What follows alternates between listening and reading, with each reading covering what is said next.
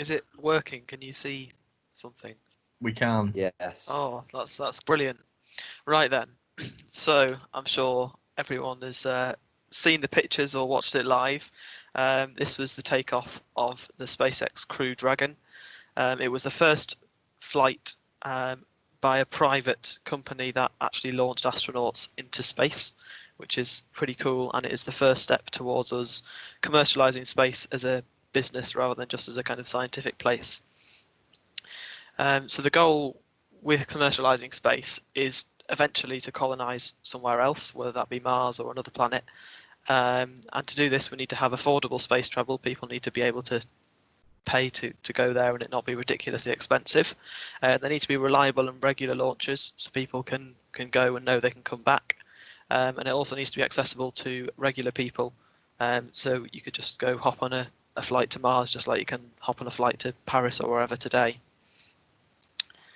And the current barriers to this are mostly the cost, but also safety and demand. And I'm going to have a look at those now. So this is quite a cool little graph I found, which shows the cost of launching 1 kilogram of cargo into low Earth orbit over the years. So you can see at the beginning it started off very, very, very expensive, and as it comes further down, the cost is less and it makes it more affordable, obviously. And just now with Falcon Heavy launching 1 kilogram has dropped only just below $1,000. Which is quite impressive to say. It came from about 85,000. And the reason these things are so cheap is firstly because people are using reusable components.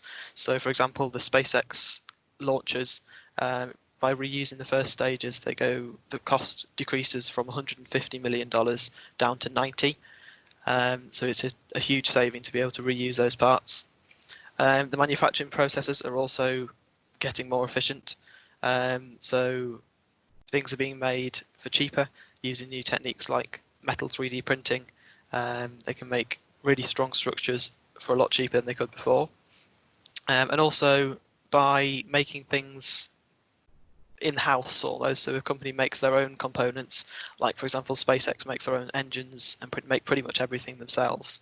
It reduces the cost by about 3 times compared to if they outsource that to other companies and buy all the components in. Another reason is the efficiency.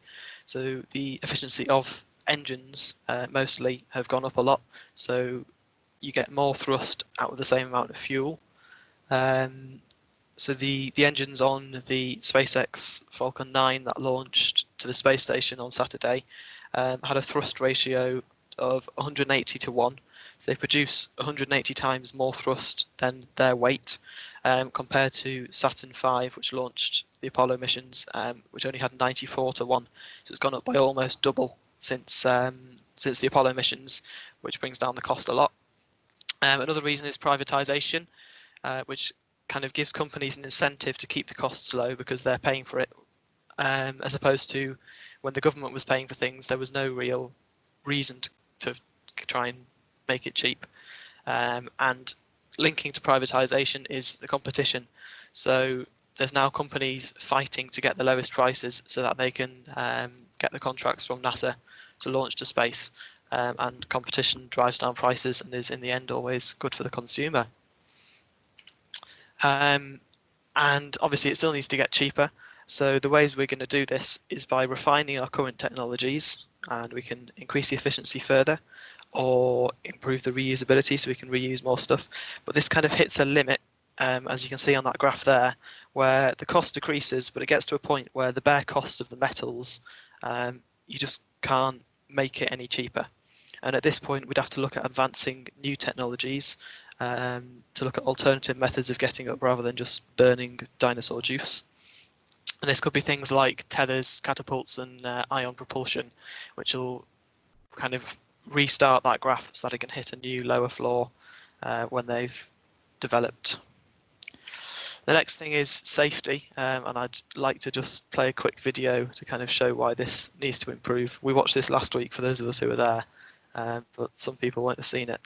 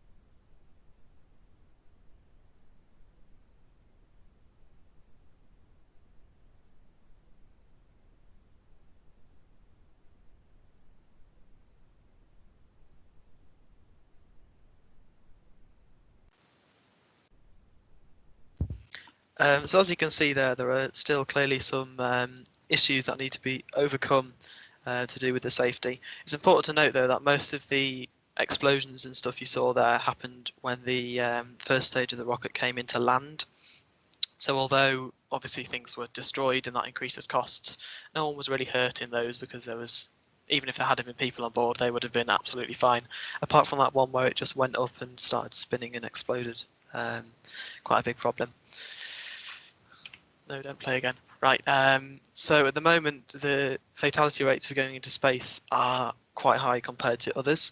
So you can see there the current fatality rate, the number of people who've died going into space compared to the number of people who have gone up in total, is about 0.55%, which is a lot higher than air travel and travelling by road. Obviously, they're not entirely comparable because people going up to space are well-trained astronauts going up for scientific missions. But also this figure doesn't include any training related accidents. So I read that about 30 people have died during the training for going up. So it looks quite high, but this is a lot better than early air travel when there were a large proportion of early planes were crashing all over the place. So by refining all the technologies and making them safer, this could be brought down a lot, and it could be even safer than traveling by air.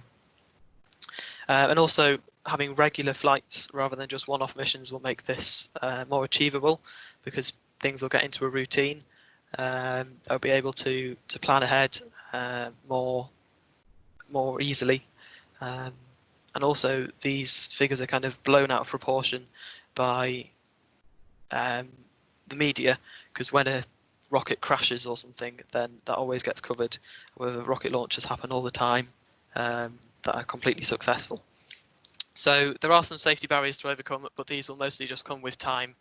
And as people trust space more and more, then more people will think it's a safe venture to embark on. And then finally, there is the demand. So at the moment, if you had enough money, you could go to Mars. If you really wanted to and you had loads and loads of money, you would. This is the SpaceX Falcon Heavy. Some of you may recognise it, and it could currently lift 16.8 tons up to Mars, and it would cost $90 million just for the launch. It's important to note it's just for the launch because you still have to have the cost of a landing vehicle and kind of what you do when you get there. There's not much point going to Mars at the moment because you don't have much there. And it's already done this. It launched, some of you may recognise Elon Musk's Tesla there, which launched up and went into an orbit between Earth and Mars as a kind of proof of concept. So the demand comes and links in a lot with the price. So you can see right now the price on the left-hand side is very high. So the few people who can afford to go to Mars don't really overlap with the people who want to go to Mars. This is kind of a Venn diagram. And as that price comes down, the people who can afford to Mars starts to grow because more people can afford it because it's a lower cost. And eventually there will be an overlap in that Venn diagram where some of the people who can afford to go want to go, and in that moment you have the demand, and that's when people will start to go. And eventually the price comes down so much that pretty much anyone who wants to go could afford to go. And at that point, that's when we really have a commercial opportunity, and when you'll be able to just go and buy a flight to Mars like you could to any other place on Earth. So timescales for this. When's it going to happen? It might be within our lifetimes, probably not. Who knows? These dates on the screen now are SpaceX's objectives. It's important to note they haven't really been too good at sticking to deadlines in the past. They say they want to have humans on the moon again by 2024, which is an important step to going to Mars, because once you're on the moon, you've got a much lower gravity, so it's a lot easier to launch off. They say they want to have humans on Mars by 2040. Again, not too good at sticking to deadlines. Who knows if that will happen? And by 2050, they want to have started a colony. So it's possible that by the end of our lifetimes, we might actually be able to go, which is pretty cool. And then finally, I've just got a quote here from Professor Stephen Hawking, who said that he doesn't think the human race will survive the next 1,000 years unless we spread into space. It's kind of the next logical step. We've conquered the land, the sea, the air. Space is where we go next, and that's where we're headed, I guess. So yeah, see you on Mars in 50 years' time. No guarantees made because it might not happen, but the potential is there. Does anyone have any questions? Well done, Jake. Well Thank done, you. Jake. Well done, James. Round of applause, please. Thank you. Nice one, Jakey. With commercial space travel, will that be bad for the atmosphere? Because like rocket launches will release loads of carbon dioxide. Yes, eventually, just like planes, I guess, as they go up and they're burning lots of fuel. But you also get rid of people, so sending people off and shipping them off somewhere else. So if we end up shipping off, Sending that many people, how many people would you have to take to start a colony? And then like the biology side of it, how many people, if you're gonna make it a permanent colony, how many people would you actually have to take to start like a new race, I guess? you'd have to have a lot, wouldn't you? You'd have I'm to have not a- sure on the exact figures, but it'd have to be Isn't quite a it lot of like people. 3,000? To know. Could be. I don't know. But But I don't know if it's like how correct it is.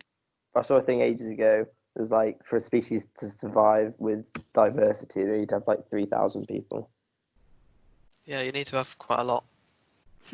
Do you think the future of this sort of launches is going to be electric? Maybe. I don't know. It's quite hard because with electric, you need a lot of energy to come out all at once, which means you have to store it. So if kind of batteries and that sort of thing would advance fast enough, I guess it could. I suppose they'd be quite heavy as well, wouldn't they? Yeah. For now, the current technologies we have in terms of batteries and energy storage just wouldn't really allow it. But it could be the way things are headed. I'll just ask a question to Jake and open it to everyone, actually. How does the Elon Musk process, the launch process, differ to what Richard Branson's doing? Is he doing a releasing from another mothership or something? Jake, any ideas on that? Yeah, I think, isn't he trying to launch some sort of spacecraft from the top of a 747? That's right. Yeah, which I guess if you're higher up, you have less gravity, which could be a good idea. It's a very different approach. Yeah. Yeah. And just finally then, Jake, would you want to go to Mars? And what would you do and get there? I think if there were enough people there, I think it'd be a cool. I don't think I want to just go move there permanently and never come back, but I think it'd be a cool thing to visit, definitely. Just having a look around, really, just seeing somewhere completely different to here, and experiencing that would be pretty cool. Jake, do you think that it would be not a good idea to have it all run by private organisations? Because then, technically, if they're the one that's colonised it, they could make the law, and then it wouldn't be in the control of the governments anymore. If they can't go to space, but the private companies can. Yeah, I can see that. I guess there's a kind of legal issue there, in that you'd have to set up some sort of government there, no matter who went over. And if there's only one company who kind of has a monopoly with all the flights over, then I can definitely see how that could be a problem. I think that we'd have to kind of branch out our understanding of the law and make new sections for into spatial travel and all that. It'd be I weird. believe that's already started within the legal profession. Obviously Is for it? satellites and owning the sort of space directly above you in terms of the atmosphere and controlling airspace and extending that up into space for satellites. So All right. there are many sort of legal professionals already working on it. So I understand. It's Ah. interesting. Although maybe not quite considered the moon yet, but maybe the moon is maybe the moon's more pressing, given that the Chinese want to land. Elon Musk wants to send people up there now. Is there going to be a bit of a cat fight once we get there? If different governments each have an area of space which they've colonized, would that mean that if there were a war on Earth between two of those governments, that would then spread into space with their colonies? I guess it could. And then the private companies as well might own a certain bit of land. Yeah. Not all be government controlled if it's only the private companies. Like the American government probably won't be able to afford commercialization of space travel. Yeah. They've got to, look after the whole country as well. Yeah. Cool. Right. Well, absolutely fantastic, Jake. So really good job there. Well researched and well presented. So Well done. Thank you. Nice work. Well done, Jake. Good talk. Very good talk.